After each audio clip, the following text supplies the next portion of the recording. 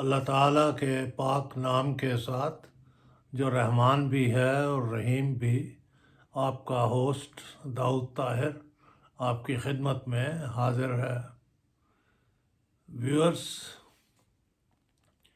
آج میں جو واقعہ آپ کو سنانے والا ہوں اس کے راوی ہیں میرے ایک انتہائی محترم دوست خواجہ آیت اللہ، موصوف خواجہ محمد اسلم، جو جڑاوالا میں رہا کرتے تھے کے صاحبزادے ہیں اور بہت عرصے سے عسکری 5 جو گلبرگ 3 میں واقع ہے وہاں پر جائیداد کی خرید و فروخت اور اسے کرائے پر اٹھانے کا کام کرتے ہیں۔ میں ان سے پہلی بار کوئی 15 سال پہلے ملا۔ میں اپنے لیے کرائے کے ایک مکان کی تلاش میں تھا۔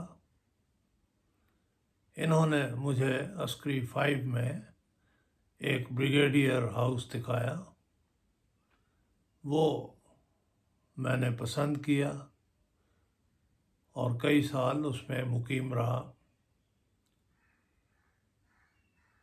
چونکہ ان کا دفتر عسکری 5 کے اندر ہی واقع ہے اور یہ پراپرٹی ایڈوائزر کے نام سے کام کرتے ہیں، اس لیے وقتاً فوقتاً ان سے ملاقات ہوتی رہی اور یہ سلسلہ وہ مکان چھوڑنے کے بعد اب کم و بیش 8 سال ہو گئے ہیں قائم ہے۔ بڑے خوش اخلاق ہیں، محبت کرنے والے ہیں، بے تکلف دوست ہیں۔ ان کی والدہ کا نام محمودہ بیگم تھا۔ خواجہ آیت اللہ نے مجھے بتایا کہ 1940 میں جب لاہور میں مسلم لیگ کا وہ جلسہ منعقد ہوا جس میں قرارداد پاکستان پاس کی گئی، تو ان کی والدہ اسلامیہ کالج کوپر روڈ میں BA کی طالبہ تھیں تو وہ گکھڑ کے قریب موضع نت کلاں کی رہنے والی، اور چونکہ لاہور میں ان کا کوئی اور ٹھکانہ نہ تھا اس لیے ہاسٹل میں مقیم تھیں۔ جب اس تاریخی جلسے کا انعقاد ہوا تو ان کی ہاسٹل سپرنٹینڈنٹ نے ان سے کہا کہ آئیں ہم اس جلسہ میں شمولیت اختیار کرتے ہیں۔ چنانچہ محمودہ بیگم اور ان کی وہ ہمجولیاں جو ہاسٹل میں رہائش پذیر تھیں اپنی سپرنٹینڈنٹ کی نگرانی میں منٹو پارک جا پہنچیں اور انہوں نے وہ جلسہ سنا جو اب تاریخ کا ایک حصہ ہے۔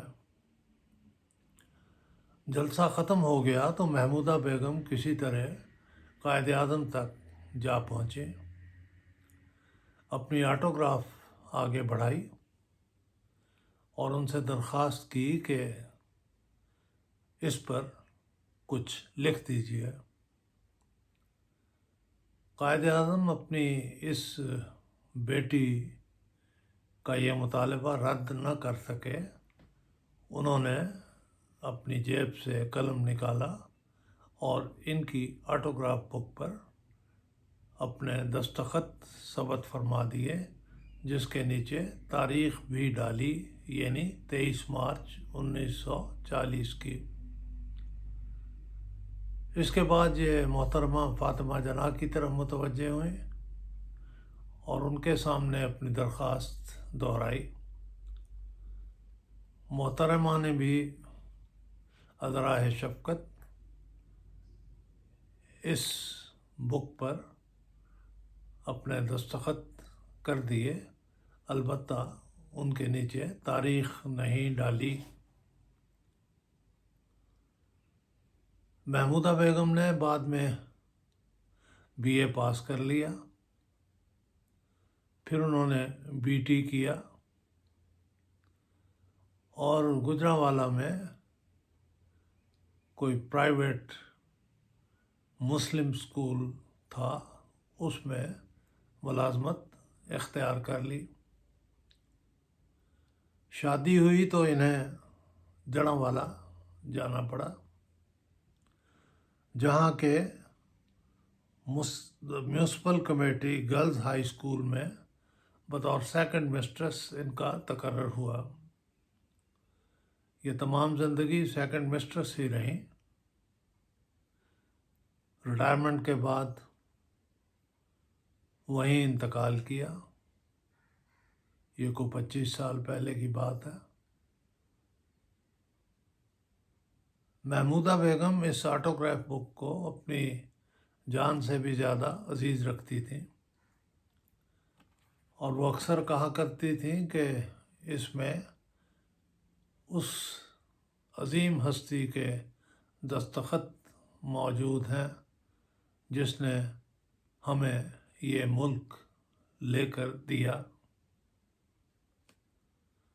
ان کی وفات ہو گئی تو یہ بک ان کے صاحبزادے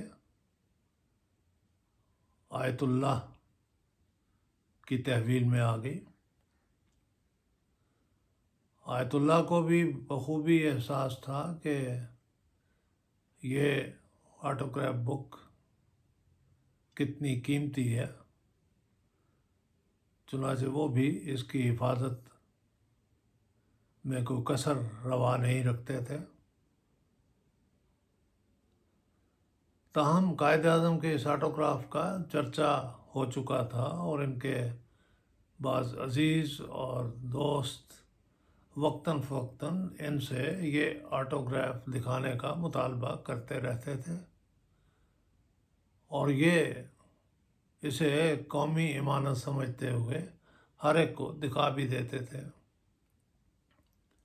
ایک دفعہ ان کے دو دوستوں نے ان سے فرمائش کی کہ وہ ان کے گھر آئیں گے اور یہ آٹوگراف دیکھیں گے۔